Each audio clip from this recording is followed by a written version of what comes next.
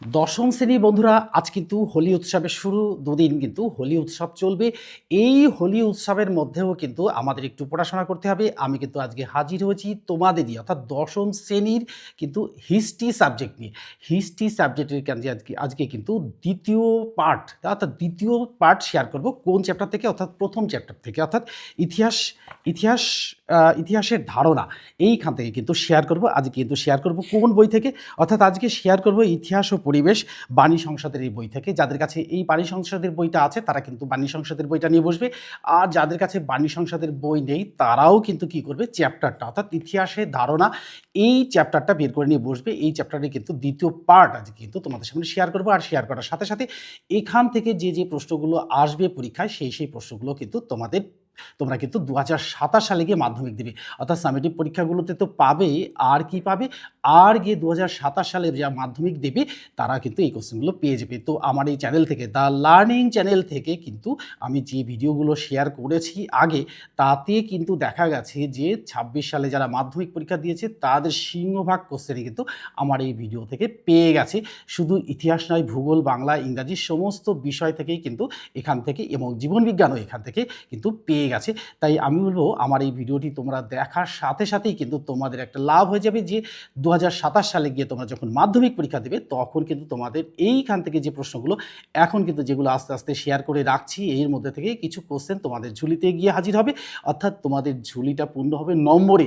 তাই আমি বলবো যে এই ভিডিওটি দেখার সাথে সাথে কি করে বন্ধুদের মধ্যে শেয়ার করে দেবে, আর প্রয়োজনে একটা লাইক দিয়ে দেবে। আর কি করবে, নতুন যারা সাবস্ক্রাইবার আছো তারা ভিডিওটিকে প্রথমে পাওয়ার জন্য কিন্তু চ্যানেলটিকে সাবস্ক্রাইব করে রাখবে। তাহলে কিন্তু 2027 সালে গিয়ে মাধ্যমিক পরীক্ষা দেওয়ার সময় তোমাদের কোনো সমস্যাই আসবে না। তো আমি আজকে এখান থেকে শেয়ার করবো, অর্থাৎ 2 পাতা থেকে একটা প্রথম পার্ট শেয়ার করেছি, আজকে কিন্তু দ্বিতীয় পার্ট শেয়ার করবো। আর এই দ্বিতীয় পার্ট শেয়ার করার সাথে সাথেই এখান থেকে কিন্তু যে প্রশ্নগুলো আসবে সেগুলো কিন্তু উত্তর সমেত শেয়ার করব। অর্থাৎ 1 নম্বর আর 2 নম্বরের প্রশ্নের উত্তর কিন্তু আমি তোমাদের সামনে লিখে, বোর্ডে লিখে শেয়ার করে দেবো। তাহলে তোমাদের আর দিয়ে কষ্ট করে খুঁজে বের করতে হবে না যে কোন কোশ্চেনগুলো পরীক্ষায় আসার মতো, সেই কোশ্চেনগুলো আমরা কিভাবে পাবো।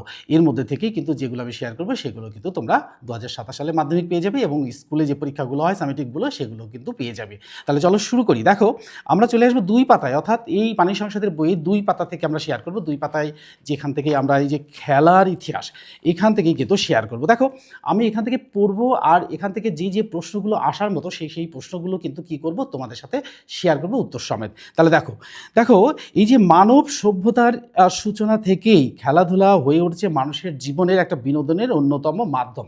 তো আমরা 9 থেকে যখন 10-এ উঠেছি, অর্থাৎ 9-এ পরীক্ষা দিয়েও কিন্তু আমরা খেলাধুলার সঙ্গে কিন্তু অনেকটা যুক্ত ছিলাম, কিন্তু এখন রেজাল্ট বেরিয়ে গেছে, আমরা কিন্তু 10-এ উঠে গেছি, আর কিন্তু আমাদের বসে থাকলে চলবে না। তাই আমি বলবো যে এখনই কিন্তু শুরু করে দিতে হবে। তো বিনোদনের মাধ্যমেই খেলাধুলা, তারপরে সভ্যতার বিবর্তনের সঙ্গে সঙ্গে নিত্য নতুন খেলার প্রচলন ঘটেছে। অর্থাৎ 1970 এর দশক থেকে খেলার ইতিহাসের সূচনা হয়। এখানে কিন্তু একটা কোশ্চেন লুকিয়ে থাকলো, এটা কিন্তু তোমাদের লিখে নেবে। আর তারপরে দেখো, 1982 সালে British society of sports history প্রতিষ্ঠার মধ্যে দিয়ে এই ইতিহাস চর্চা সাংগঠনিক রূপ পায়। এটা কিন্তু আমি নোট করেছি, এটাও কিন্তু তোমাদের সাথে শেয়ার করব। খ্রিস্টপূর্ব 776 অব্দে গ্রীষ্মে প্রথম অলিম্পিক প্রতিযোগিতার সূচনা হয়েছিল। এটাও কিন্তু ইম্পর্টেন্ট প্রশ্ন। এরই সাথে সাথে দেখো, তবে আধুনিক অলিম্পিকের সূচনা হয় 1896 খ্রিস্টাব্দের গ্রীসে, এবং গ্রীসের এথেন্স হয়ে, অর্থাৎ গ্রীসের এথেন্স হয়ে ভারতে ইংরেজদের হাত ধরেই প্রথম ফুটবল খেলার সূচনা হয়। এটাও কিন্তু ইম্পর্টেন্ট প্রশ্ন, এটাও কিন্তু তোমরা শেয়ার করে নেবে, দাগিয়ে নেবে যাদের কাছে বই আছে। আর যাদের কাছে বই নেই তারা কিন্তু শুনে এবং প্রশ্নগুলো যখন শেয়ার করবে তখন কিন্তু এগুলো তোমরা শেয়ার করে নেবে। ফুটবলের সর্বোচ্চ নিয়ামক সংস্থাকে বলা হয় ফিফা। তাহলে ফিফা কি? এটা কিন্তু ফুটবল খেলার সর্বোচ্চ নিয়মাবলী সংস্থা। এটাও কিন্তু ইম্পর্টেন্ট। ক্রিকেট খেলার জন্ম ইংল্যান্ড, এবং একে 22 গজের খেলা বলা হয়। এটাও দুটো কিন্তু ভেরি ভেরি ইম্পর্টেন্ট কোশ্চেন, এটাও কিন্তু শেয়ার করে নেবে ফুটবলের। এবার দেখো, আমরা 22 গজের খেলাটা বুঝলাম। 1709 খ্রিস্টাব্দে এই ডাব ফোর্টের সারে নামক স্থানে এই প্রথম খেলা অনুষ্ঠিত হয়। আর ইন্টারন্যাশনাল ক্রিকেট কাউন্সিল বা আইসিসি এর পুরো নাম কি? এটাও কিন্তু পরীক্ষা আসার মতো, এটাও কিন্তু তোমাদের সাথে শেয়ার করব। 1989 খ্রিস্টাব্দে নাম হয়। তাহলে নাম হলে আন্তর্জাতিক ক্রিকেটারের নিয়ামক সংস্থা। হকি বর্তমান ভারতের জাতীয় খেলা। আর ধানচাঁদকে হকির জাদুকর বলা হয়। অর্থাৎ জাদু মানে কি, আমরা জাদু দেখেছি। জাদু খেলার মধ্যে দেখা যায় যে জাদুকর যা দেখায় তাই দেখো। অর্থাৎ ধানচাঁদ ক্রিকেট এই হকি খেলার জাদুকর। তার ওই হকি স্টিকের সঙ্গে যেন বলটা লেগে থাকে আঠার মতো। এটা কিন্তু তোমরা খেলা না দেখলে কখনোই বুঝতে পারবে না যে এই ধানচাঁদকে কেন হকির জাদুকর বলা হয়। অর্থাৎ তুমি যা বলবেন অর্থাৎ বলটা তাই শুনবে এমনই মনে হয়, তাই তাকে এই হকির জাদুকর বলা হয়। ডিম্বাকৃতি ফুটবলকে বলা হয় এই রাগবি। অর্থাৎ 1823 খ্রিস্টাব্দে ইংল্যান্ডে প্রথম এই রাগবি খেলার সূচনা হয়। এটাও কিন্তু ভেরি ইম্পর্টেন্ট কোশ্চেন। কাবাডি উপমহাদেশের অন্যতম জাতীয় খেলা। অর্থাৎ আমাদের এই উপমহাদেশের জাতীয় খেলা হচ্ছে কাবাডি। অর্থাৎ বর্তমানে বাংলাদেশের জাতীয় খেলা কাবাডি। এখন আমাদের দেশ থেকে এটা বাংলাদেশে কিন্তু জাতীয় খেলা হয়ে গেছে। টেনিস হলো বিশ্বের অন্যতম জনপ্রিয় একটি খেলা। এর টেনিসের 4টি বড় প্রতিযোগিতা হলো Wimbledon, Australian open, French open ও ইউএস ওপেন। এই 4টি কিন্তু বৃহত্তম খেলা। এবার আসবো 1895 খ্রিস্টাব্দে মার্কিন যুক্তরাষ্ট্রের প্রথম ভলিবল খেলার সূচনা হয়। আর যতীন্দ্র শরণ গুফ ওরফে এই গবরগুই ছিলেন এক বিশ্ববিখ্যাত ভারতীয় কুস্তিবিদ। আর এরই সাথে আরেকজনের কথা আমাদের মনে রাখতে হয় সবসময়, উড়ন্ত শিখ নামে পরিচিত মিকলা সিং। এই মিকলা সিং ছিলেন একজন বিখ্যাত ভারতীয় দৌড়বিদ। তাহলে একজন ভারতীয় দৌড়বিদ, হ্যাঁ। তাহলে দেখো রিচার্ড হোল্ট, অ্যালান গ্যাম্পটন, জে.এস.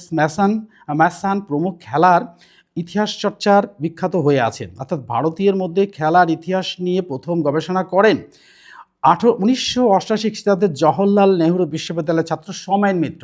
তারা দেখো ওই সোমেন মিত্র আমাদের পলিটিক্যাল লিডার, ওই সোমেন মিত্রের কথা নয়, এটা কিন্তু একটা বিশ্ববিদ্যালয়, অর্থাৎ জওহরলাল নেহরু বিশ্ববিদ্যালয়ের একজন ছাত্র সোমেন মিত্র, তার কথা বলা হয়েছে। আমরা সাধারণত পলিটিক্যাল লিডারদের কথা একটু ইতিহাস পড়লেই জানি, তাই আমি ওটা না মনে রেখে আমি এই যে জওহরলাল নেহরু বিশ্ববিদ্যালয়ের ছাত্র সোমেন মিত্র এনার কথাটাই বলবো। আর বড়িয়া মজুমদারের cricket in colonial India, Kaushik Bandyopadhyay যখন ইতিহাস, গৌতম ভট্টাচার্যর বাপি বাড়ি যা হলো প্রভৃতি হলো খেলার ইতিহাসের উল্লেখযোগ্য গ্রন্থ। তাহলে এই যে গৌতম ভট্টাচার্য যে বাপি বাড়ি যা প্রভৃতি হলো খেলার ইতিহাসের উল্লেখযোগ্য গ্রন্থ। এটা কিন্তু ভেরি ভেরি ইম্পর্টেন্ট, এটা কিন্তু তোমরা দাগিয়ে নেবে। এবার আসবো আমরা এই খাদ্যাভ্যাসের ইতিহাস। দেখো ভারতের মতো দেশের প্রেক্ষাপটে খাদ্যাভ্যাসের ইতিহাস এক কথায় বৃহত্তম বৈচিত্র্য বা বিচিত্র। এক্ষেত্রে সাধারণ ঘরের বাঙালির একমাত্র রসনার কথা রায়গণাকার ভরতচন্দ্র বহু আগেই বর্ণনা করে গেছেন। তিনি তার গ্রন্থ আর অন্নদামঙ্গল কাব্যে ঈশ্বরী পাঠিনীর মুখ দিয়ে বলিয়েছিলেন যে আমার সন্তান যেন থাকে দুধে ভাতে। এই লাইনটা কিন্তু আমাদের খুবই জানা। এ দেশের প্রধান খাদ্যশস্য হলো ধান আর হচ্ছে গম। এই দুটো খাদ্যশস্যের উপরে নির্ভর করে ভারতীয়রা কিন্তু বেঁচে আছে। আর ভারত তথা বিশ্বের বিভিন্ন দেশে এখান থেকে কিন্তু এই ধান আর গম কিন্তু বিদেশে রপ্তানি করা হয়। আর বাংলা তো বটেই, গোটা ভারতের প্রধান খাদ্য হলো ভাত এবং রুটি। এটা কিন্তু বাঙালিদের প্রধান খাদ্য। এদেশের বেশিরভাগ লোক গরিব, তারা ভাত পেলেই বর্তে যায়। ভাত পাওয়া বাঙালির প্রধান খাদ্য, ভাত পেলেই আর কোনো কিছু লাগে না। অতিরিক্ত খাদ্য বলতে পাতে ডুমুর, কচুর তরকারি, আর একটু বেশি হলে লাউ, কুমড়ো, বেগুন, চচ্চড়ি। গরিবের আমিষ খাবার মানে এই কাঁকড়া, শামুক, শুকনো মাছের ঝোল এবং ঝাল বা ঝোল। তবে কথাতেই আছে বাঙালি ভোজন রসিক। বাঙালিরা কিন্তু ভোজন রসিক, অর্থাৎ আমরা বাঙালি আমাদের প্রধান একটা ভোজন রসিক। আমরা প্রধান খাদ্য হিসেবে ভাত রুটির সঙ্গে সঙ্গে মাছ ডিম তরকারি এগুলো কিন্তু আমরা খেয়ে থাকি, তাই আমরা বাঙালিরা সবাই ভোজন রসিক। তারা ঝোলে অভ্যস্ত, মিষ্টির রসিক, সাধারণ সক্ষম। বাঙালির পাতে মাছ ভাত এক নিত্য নৈমিত্তিক ব্যাপার। ক্ষীর পায়েস পেলে তো কথাই হয় না। অর্থাৎ আমাদের দেশ সুজলা সুফলা দেশ, এই দেশেই কিন্তু কি হয় না, গৃহপালিত পশু বলতে গরু, ছাগল, ভেড়া, মহিষের কিন্তু অভাব নেই। তাই এখানে কিন্তু দুধেরও অভাব নেই। তাই এই দুধ থেকেই কিন্তু পিঠে পুলি পায়েস এটা কিন্তু বাঙালির সবচেয়ে প্রিয় খাবার। এটা পেলেই বাঙালি আর কোনো কথাই হয় না। এবার দেখো আপামর বাঙালি এতে দিলখুশ। এই জিনিস আগেই ছিল, এখনও আছে। অর্থাৎ আগের দিনের মানুষরা কিন্তু, আগের দিনের বলছি, অর্থাৎ নয় অ্যানিসেন্ট টাইম, ওই সময়ের কথা বলছি না। তবে ওই সময় মানুষরা কিন্তু পশু শিকার করে খেত। তারপরে আমাদের বাঙালিরা কিন্তু এটা প্রথম থেকেই পেয়ে আসছে, আমরা কিন্তু এখনও পাচ্ছি, ইন ফিউচারে কিন্তু আমরা এটাই পেয়ে যাব। অর্থাৎ আমাদের অভ্যাসটা কিন্তু থেকেই যাবে, অর্থাৎ আমরা অভ্যাসের দাস, আমাদের যা অভ্যাস করবো তাই আমরা কিন্তু অভ্যস্ত হব। এই সময়ের সঙ্গে সঙ্গে আধুনিক ভারতীয় তথা বাঙালি রুচি পাল্টেছে। সমর্থ সমর্থ বাঙালির ভাত রুটির পাশাপাশি দেশ বিদেশের খাদ্য রুচির হাওয়া লাগতে দেরি করেনি। দেখো, আমাদের দেশ থেকে বিভিন্ন দেশে কিন্তু মানুষরা যায় এবং বিভিন্ন কর্মে লিপ্ত থাকে, তারাও কিন্তু ওই দেশের খাবারগুলো আমাদের দেশে এনে শেয়ার করে আমাদের এই ভাত রুটির পাশাপাশি ওইগুলো কিন্তু বেশ মোটামুটি ভালো জায়গা করে নিয়েছে। তা আমরা বিকেল হলেই দেখি না, আমরা একটু যাই, একটু বেরিয়ে যাই, বেরিয়ে গিয়ে কোথায় চাউমিন, কোথায় এগরোল, কোথায় মোগলাল, এইগুলো কিন্তু আমরা খেয়েই থাকি। এইগুলো পেলেও কিন্তু আমাদের খাদ্যের পাশাপাশি খুব যে খারাপ তা নয়, এটাও কিন্তু একটু ক্ষতিকর হলেও কিন্তু এটা বাঙালিরা পছন্দই করে।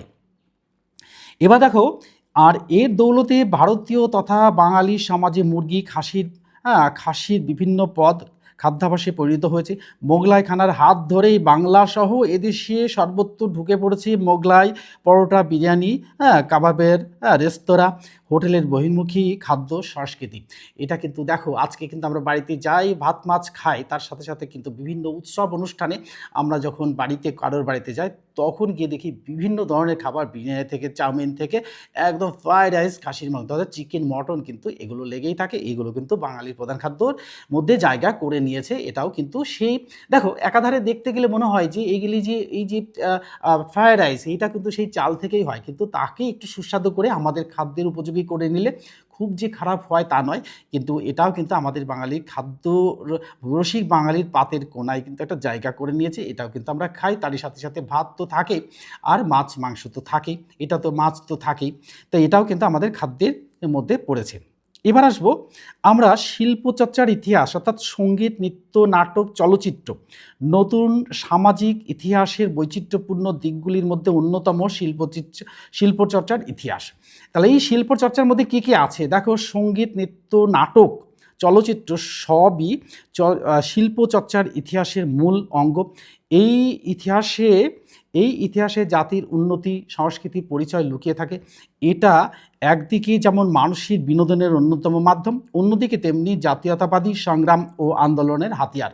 তো দেখো, বিভিন্ন সংগ্রাম এবং আন্দোলনের হাত ধরে কিন্তু এই সঙ্গীত, নৃত্য, নাটক, এটা কিন্তু সেই আমরা ইংরেজ শাসনের আমল থেকেই কিন্তু ধরে দেখে আসছি এবং জেনে আসছি এবং দেখেও আসছি। তো দেখে আসছি বলেই কিন্তু আমরা আমাদের দেশকে আমরা খুব তাড়াতাড়ি কিন্তু স্বাধীন করতে পেরেছি। কাদের হাত থেকে? ইংরেজদের হাত থেকে। এই কারের উপর নির্ভর করে সঙ্গীত, নৃত্য, নাটকের উপর, অর্থাৎ বিভিন্ন নাটকের মধ্যে সেই করুণ কাহিনীগুলো কিন্তু লিপিবদ্ধ করা হয় এবং তুলে ধরা হয়। অর্থাৎ নীলদর্পণ নাটকের মধ্যে দিয়ে নীল চাষিরা কীভাবে যে ইংরেজ দ্বারা শোষিত হতো সেটাও কিন্তু আমরা জানতে পেরেছি এই সঙ্গীত, নৃত্য, নাটকের মধ্যে দিয়ে। তাই দেখো, সবই শিল্পচর্চার ইতিহাসের মূল অঙ্গ। এই ইতিহাসে জাতির উন্নতি, সংস্কৃতি, পরিচয় লুকিয়ে থাকে। অর্থাৎ আমরা যে কত উন্নত, কত অনুন্নত, এটা কিন্তু আমাদের এই সঙ্গীত, নৃত্য, নাটকের মধ্যেই কিন্তু প্রকাশ পেয়ে যায়। এটা একদিকে যেমন মানুষের বিনোদনের অন্যতম মাধ্যম, অন্যদিকে তেমনি জাতীয়তাবাদী সংগ্রামে আন্দোলনের হাতিয়ার হয়ে উঠেছে। এটা তো আমরা বললামই। এই গায়ত্রী চট্টোপাধ্যায়, উমেশ যোশী, নন্দিনী ভাটিয়া প্রমুখ শিল্পচর্চার ইতিহাস নিয়ে বিভিন্ন গবেষণাও করেছেন। এবার আসবো আমরা সঙ্গীতটা কি? ভারতের সঙ্গীতের প্রচলন বহু আগে থেকে কিন্তু ছিল। আর এই প্রাচীন ভারতের সঙ্গীত এবং নাটক নিয়ে ভরতমুনি নাট্যশাস্ত্র নামে এক অসাধারণ গ্রন্থ রচনা করেছেন। এটাও কিন্তু ভেরি ইম্পর্টেন্ট, এটাও কিন্তু তোমরা দাগিয়ে নেবে, আর আমি উত্তর সমেত তোমাদের সাথে বোর্ডে শেয়ার করছি। আর ভারতে শাস্ত্রীয় সঙ্গীতের দুটি মূল ধারা আছে, উত্তর ভারতের শাস্ত্রীয় সঙ্গীত এবং দক্ষিণ ভারতের কর্ণাটক সঙ্গীত। অর্থাৎ শাস্ত্রীয় সঙ্গীতের পাশাপাশি ধ্রুপদী সঙ্গীত এবং যন্ত্রসঙ্গীত আমাদের দেশে যথেষ্ট জনপ্রিয়। এই ধ্রুপদী অঙ্গের ঠুংরি, টপ্পা, গজল, ভজন জাতীয় গানগুলি বহুকাল যাবৎ এদেশে বর্তমান, এখনও কিন্তু চলছে। এরই মধ্যে দেখো, আমির খসরুকে এই কাওয়ালি জনক বলা হয়। অর্থাৎ কাওয়ালি গান আমরা শুনেছি, খুব মজাদার গান, এবং আমরা সময় উৎসাহিত হয়ে পড়ি এবং এটা কিন্তু আমরা ভালো শুনি, তাই আমির খসরুকে কাওয়ালির জনক বলা হয়। এটাও কিন্তু ভেরি ইম্পর্ট্যান্ট। আর পাঞ্জাবের উট চালকদের, অর্থাৎ উট চালায় যারা, আমরা তো এখানে ওয়েস্ট বেঙ্গলে উট দেখতে পাই না, তো ওয়েস্ট বেঙ্গলে কিছু জায়গায় আমরা একটু সেই চিড়িয়াখানাগুলোতে দেখতে পাই, তাছাড়া কিন্তু উট দেখতে পাই না। তো পাঞ্জাবের উট চালকদের মাধ্যমে টপ্পা গানের উৎপত্তি বলে মনে করা হয়। অর্থাৎ গোলাম নবী এর প্রবর্তক ছিলেন? এটাও কিন্তু ভেরি ইম্পর্ট্যান্ট কোশ্চেন। পণ্ডিত রবিশঙ্কর ছিলেন একজন বিখ্যাত বাঙালি সেতার বাদক। তার কথা শুনলে সেতার বাদকের কথা মনে পড়লেই কিন্তু আমরা পণ্ডিত রবিশঙ্করের কথা মনে পড়ে যায়। আর আমজাদ আলী খান একজন স্বনামধন্য শারদ বাদক। তাহলে এই প্রাদেশিক স্তরে বাংলা গানের মধ্যে রবীন্দ্রসঙ্গীত, নজরুলগীতি, দ্বিজেন্দ্রগীতি, অতুল প্রসাদী, লোকসঙ্গীত প্রভৃতি যথেষ্ট জনপ্রিয়। এটা কিন্তু অনেক আগে থেকেই শুরু হয়েছে, এখনও কিন্তু চলছে আমাদের দেশের বিভিন্ন প্রান্তে। এই গানগুলি অর্থাৎ রবীন্দ্রসঙ্গীত, নজরুলগীতি বিভিন্ন গানের মধ্যে দিয়ে কিন্তু আমরা এটা জানিয়ে আসছি। আর রবীন্দ্রনাথ ঠাকুরের লেখা এই সঙ্গীত চিন্তা, এটাও কিন্তু ভেরি ইম্পর্ট্যান্ট কোশ্চেন, এটা কিন্তু তোমরা দাগিয়ে নেবে। বিখ্যাত শিল্পী মান্না দের লেখা জীবনের জলসাঘর, এই জলসাঘরে প্রবৃত্তি হলো সঙ্গীত ইতিহাসের বিষয়ক উল্লেখযোগ্য গ্রন্থ। এগুলোও কিন্তু ভেরি ইম্পর্ট্যান্ট। তো ইতিহাস মানেই এটা নয় যে আমি এটা পড়ে গেলাম, এখান থেকে প্রচুর কোশ্চেন, দেখো লাইনে লাইনে কোশ্চেন। তা আমি ইতিহাসটা কীভাবে পড়তে হয় সেটা কিন্তু আগের ভিডিওতে তোমাদের খুব ভালো করে বুঝিয়েছি এবং বলেছি, অর্থাৎ সাল ওয়াইজ কিন্তু লিখে রাখবে।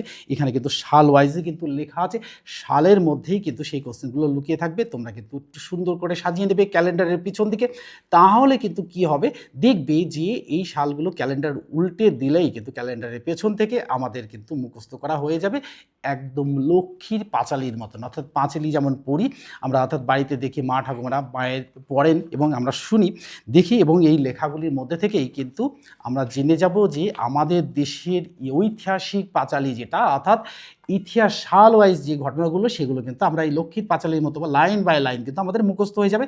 তাই আমি বলবো যে ক্যালেন্ডারের পিছন থেকে কিন্তু তোমরা কি করবে লিখে রাখবে, আর শোবার সময় কিন্তু ক্যালেন্ডারটা সোজা করে দিয়ে ঘুমোতে যাওয়ার আগের মুহূর্ত পর্যন্ত কিন্তু ক্যালেন্ডারের দিকে তাকিয়ে থাকতে থাকতে কিন্তু সেগুলো হয়ে যাবে। এগুলো কিন্তু তোমরা করো, তাহলে 2027 সালে মাধ্যমিক পরীক্ষা দেওয়ার সময় তোমাদের একটা জল ভাত মনে হবে। বুঝতে পারছো তো জল ভাত কেমন? জল ভাত জল দিয়ে গেলে ফেললেই হয়ে যায়, আর কোনো কাঁটা নেই, ধান নেই, কিচ্ছু নেই, ওর মধ্যে সরাসরি গেলা হয়ে যায়। তাই আমি বলবো একদম জল ভাতের মতন হয়ে যাবে। আমরা কথায় কথায় বলি ওটা তো জল ভাত, এটা জল ভাতের মতোই হয়ে যাবে। ইতিহাস মানেই যে মুখস্থ করে বসতে হবে এর কোনো মানে নেই, অর্থাৎ সাল ওয়াইজ তোমরা কিন্তু সেটেল করে রাখবে, দেখবে সবই ওই লক্ষ্মীর পাঁচালির মতন মুখস্থ হয়ে যাবে। এবার আসবো আমরা নৃত্য। ভারতের নৃত্যশাস্ত্র অর্থাৎ নাট্যশাস্ত্র অনুযায়ী শাস্ত্রীয় নৃত্য বা নাচ হলো দেবারতির অঙ্গ। অর্থাৎ ভারতে বিভিন্ন নৃত্য ঘরানার অস্তিত্ব এখনও বর্তমান। এগুলি তামিলনাড়ুতে ভারতনাট্যম, আমরা যারা যে রাজ্যে বাস করি সেই রাজ্যের বাসিন্দা হলে অবশ্যই জানতে পারবে যে সেই নাচগুলো কী কী। ভারতনাট্যম এর কেরলী কথাকলি, আর মোহিনিয়াটিয়ারি, মোহিনিয়াটম অন্ধ্রপ্রদেশ, আর কুচিপুড়ি পাঞ্জাব ভাংড়া, অসমে বিহু, গুজরাটের গরবা, রাজস্থানের ঘুমুর প্রভৃতি উল্লেখযোগ্য। তো উদয় শঙ্করের আধুনিক শৈলজৈন নৃত্যশৈলীর জনক বলা হয়, অর্থাৎ উদয় শঙ্করকে আধুনিক নৃত্যশৈলীর জনক বলা হয়। এটা কিন্তু ভেরি ইম্পর্টেন্ট কোশ্চেন।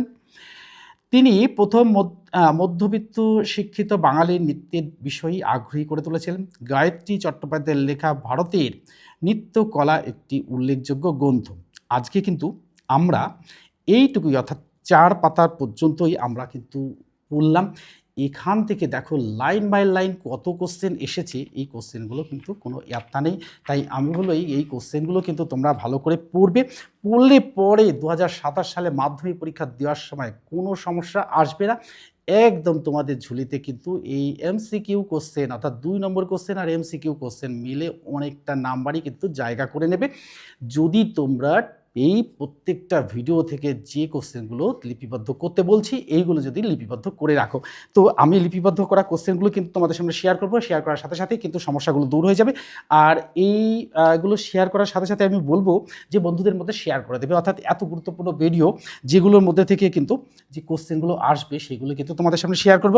দেখো আমরা শেয়ার করব প্রত্যেকটা কোশ্চেন, অর্থাৎ British society of sport history প্রতিষ্ঠিত হয় কবে। তাহলে 1 নম্বর লিখব British society of sport, society of sports, society of sports history প্রতিষ্ঠিত হয় কবে? প্রতিষ্ঠিত হয় কবে? দেখো এটা সালটা হচ্ছে কত, অর্থাৎ 1982 সাল, 1982 সাল উত্তর হবে 1982 সাল। এটা কিন্তু ইম্পর্টেন্ট। 2 নম্বর কোশ্চেন দেখো, যে আধুনিক অলিম্পিকের সূচনা হয় কবে কোথায়? আধুনিক অলিম্পিকের আধুনিক আধুনিক অলিম্পিকের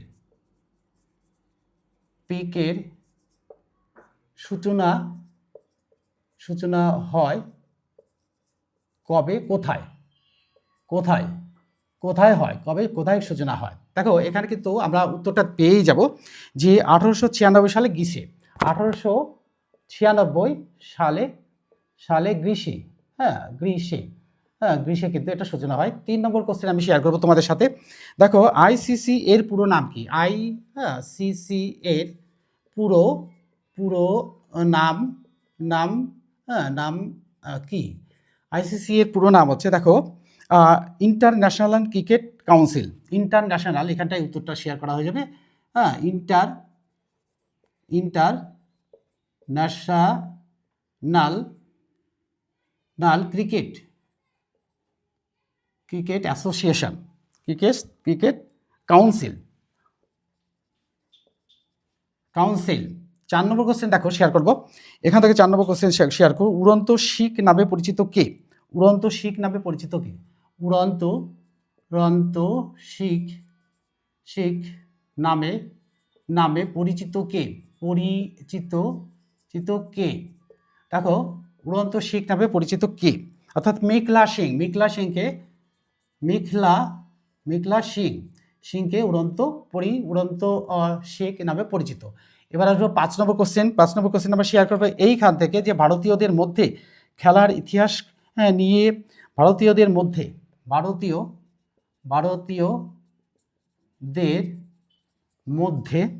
খেলার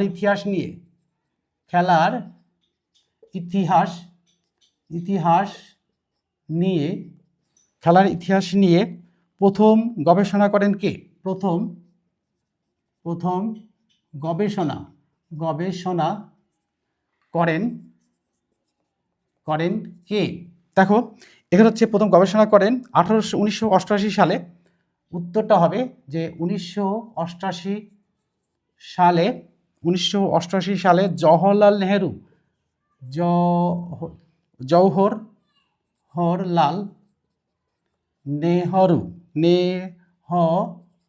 বিশ্ববিদ্যালয়ের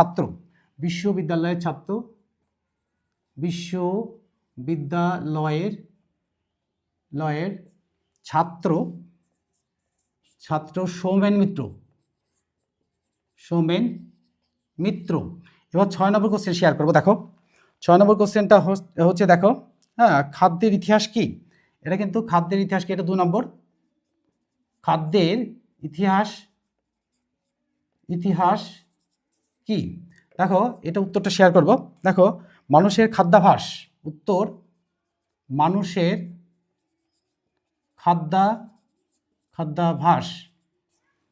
খাদ্যাভ্যাস, খাদ্যের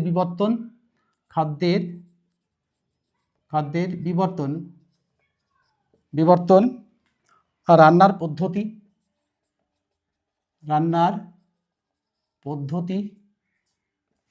পদ্ধতি এবং সংস্কৃতির উপর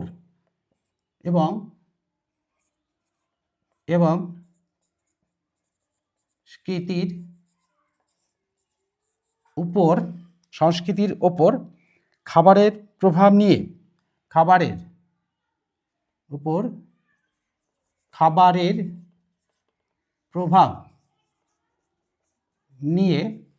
নিয়ে যে ইতিহাস চর্চা করা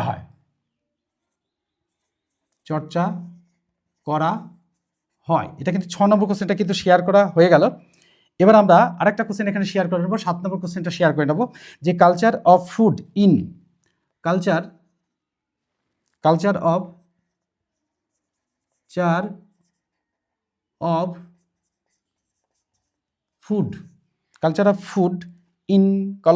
কলোনিয়ান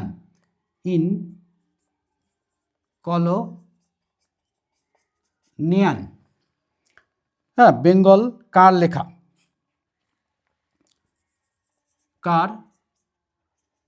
লেখা। দেখো কার লেখা বলতে অর্থাৎ কোন বিশ্ববিদ্যালয়, অর্থাৎ এটা কোথায়, কলকাতা বিশ্ববিদ্যালয়। দেখে এটা দেখো উত্তর কলকাতা বিশ্ববিদ্যালয়, এর উত্তরটা হয়ে গেল। এবার কিন্তু আমাদের কি হয়ে যাবে না, এবার আমাদের 7 নম্বর কোশ্চেন কিন্তু শেয়ার করা হয়ে গেল। আমরা কিন্তু 8 নম্বর কোশ্চেন শেয়ার করব। শেয়ার করার আগে কিন্তু আমি কি করব না, বোর্ডটাকে একটু ক্লিন করে নিতে হবে। বোর্ডটাকে ক্লিন করে নিলে পরে কিন্তু কি হয়ে যাবে, আমাদের কোশ্চেনগুলো শেয়ার করার সুবিধা হবে। তাই আমি বলবো যে বোর্ডটাকে ক্লিন করার সাথে সাথে আমি বলবো যে তোমরা কিন্তু বন্ধুদের মধ্যে শেয়ার করে দেবে। আর বন্ধুদের মধ্যে শেয়ার করে দিলেই কিন্তু কি হবে না, এখান থেকে যে প্রশ্নগুলো পরীক্ষায় আসার মতো 2027 সালে পরীক্ষায় আসার মতো সেই কোশ্চেনগুলো কিন্তু এখান থেকে পেয়ে যাবে। তাই আমি বলবো যে বন্ধুদের মধ্যে শেয়ার করে দেবে, বন্ধুরা কিন্তু উপকৃত হবে, তোমরা উপকৃত হবে, আর প্রয়োজনে লাইক দিয়ে দেবেন। আচ্ছা, এবার আসবো আমরা 8 নম্বর কোশ্চেন শেয়ার করব। 8 নম্বর কোশ্চেন শেয়ার করার সাথে থাকো, 8 নম্বর কোশ্চেনটা শেয়ার করব। 8 নম্বর কোশ্চেন শেয়ার করব। এবার আমরা চলে এসেছি 8 নম্বর কোশ্চেন। বোর্ডটাকে আরেকটু পরিষ্কার করে নিই, না হলে কলিংয়ের জন্য স্লিপ হয়ে যাবে। একটু বোর্ডটাকে সুন্দর করে ক্লিন করে নিই, তাতে সুবিধা হবে, তোমাদের কোশ্চেনগুলো বুঝতে সুবিধা হয়ে যাবে। খাদ্য ইতিহাস কেন গুরুত্বপূর্ণ, এটা কিন্তু 2 নম্বর প্রশ্ন। 8 নম্বর প্রশ্ন দেখো, খাদ্য ইতিহাস কেন গুরুত্বপূর্ণ, এটা কিন্তু 2 নম্বর প্রশ্ন। দেখো এটি মানুষের সামাজিক, এটি উত্তর, এটি মানুষের সামাজিক, অর্থনৈতিক, সাংস্কৃতিক,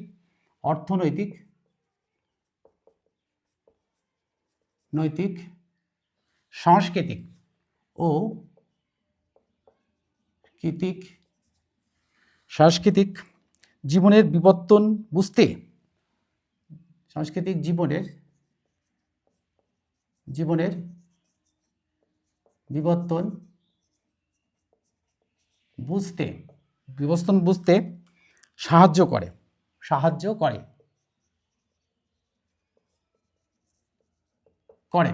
এবার আসবো 9 নম্বর কোশ্চেন।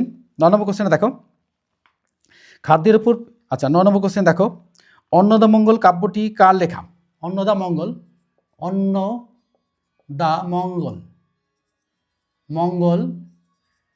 কাব্যটি কার লেখা?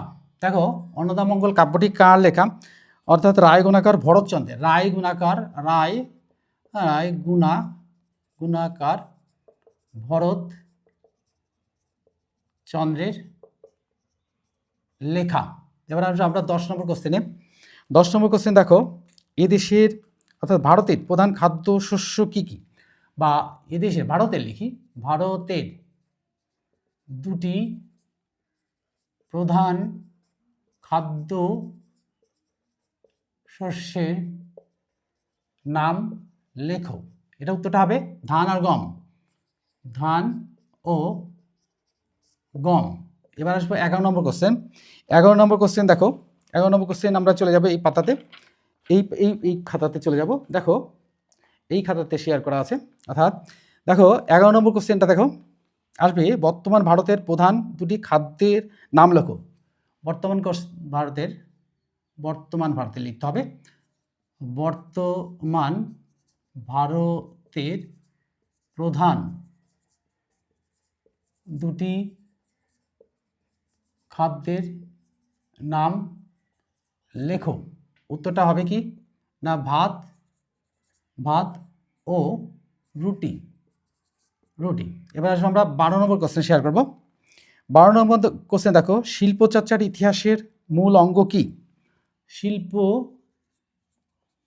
শিল্পচর্চার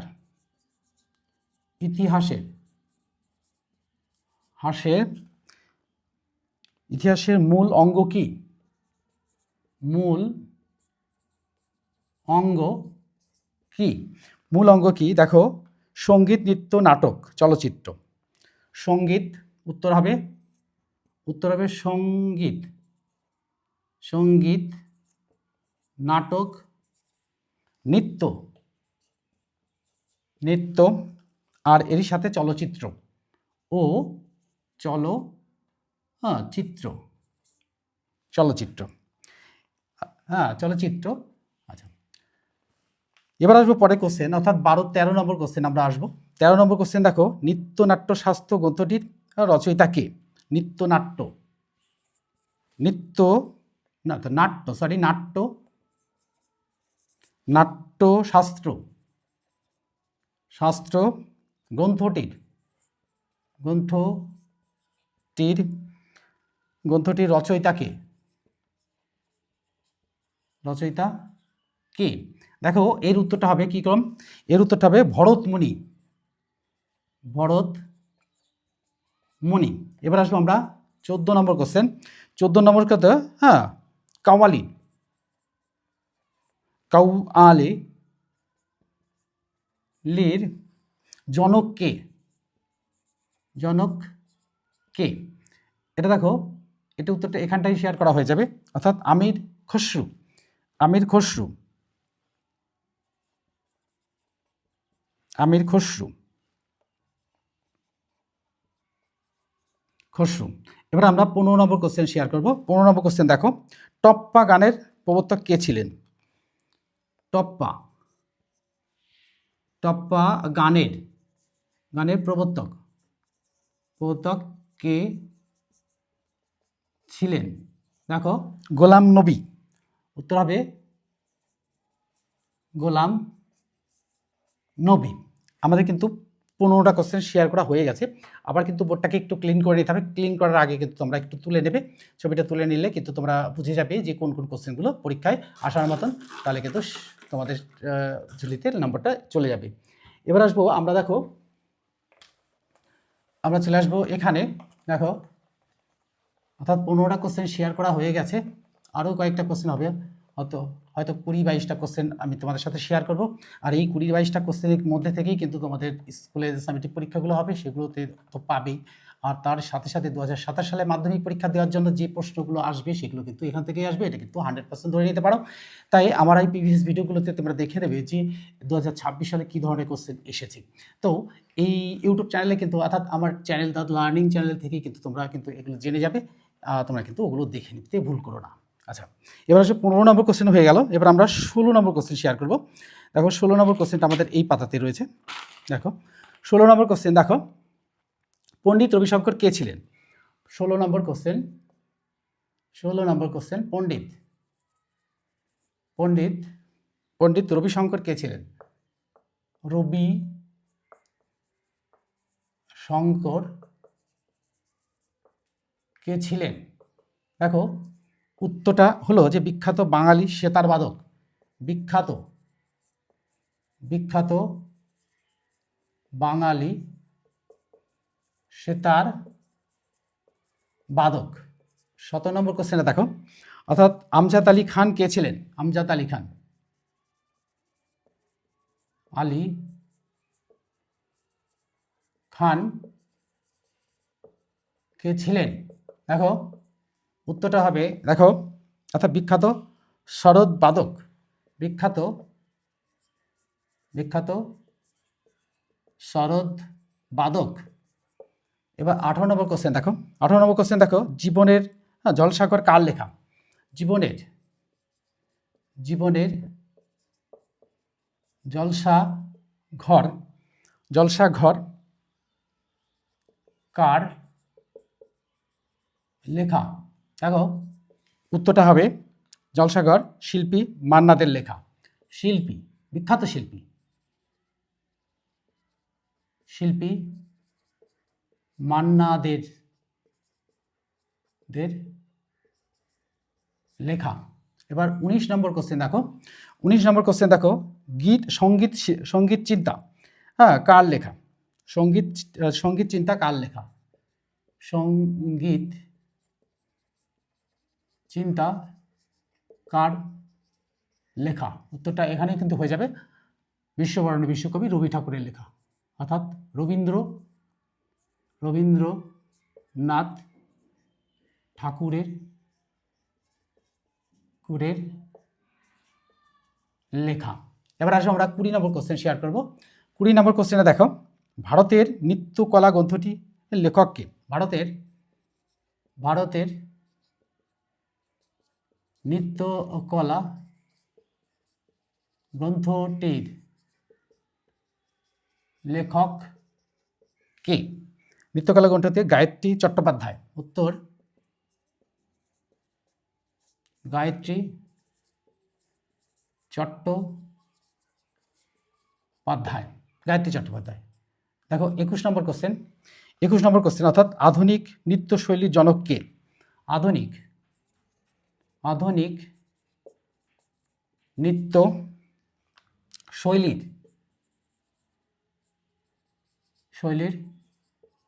জনক কে? উত্তরটা হবে, দেখো উত্তরটা হবে উদয় শঙ্কর। হ্যাঁ, উদয় শঙ্কর। তাহলে এই যে আমি 20-21টা কোশ্চেন তোমাদের সাথে শেয়ার করলাম, এই 21টা কোশ্চেনের মধ্যে থেকে কিন্তু তোমাদের সমস্ত কোশ্চেনগুলো আসবে, এটা কিন্তু তোমরা ধরে নিতে পারো। অর্থাৎ 2027 সালের মাধ্যমিক পরীক্ষা দেওয়ার জন্য কিন্তু তোমরা প্রিপারেশন এখন থেকে নিয়ে নাও, তাহলে কিন্তু তোমাদের সবচেয়ে সুবিধা হবে। আমার মনে হয় যে এখন থেকে যদি আমরা এই ইতিহাসটা যদি পার্ট করে তৈরি করে রাখি, তাহলে 2027 সালে মাধ্যমিক দেওয়ার জন্য আমাদের কোনো অসুবিধাই হবে না। আর স্কুলের পরীক্ষা তো জলভাত হয়ে যাবে। বলেছি কেন জলভাত, এটা কিন্তু করবেই। তাহলে আজকের মতো এখানে শেষ করছি। আগামী দিন কিন্তু আরও গুরুত্বপূর্ণ ভিডিও নিয়ে শেয়ার করব অন্য বিষয় নিয়ে। আবার পার্ট 2 অর্থাৎ পর কিন্তু তোমাদের সামনে শেয়ার করেই যাব মাধ্যমিক পরীক্ষার আগে পর্যন্ত। Good bye friends.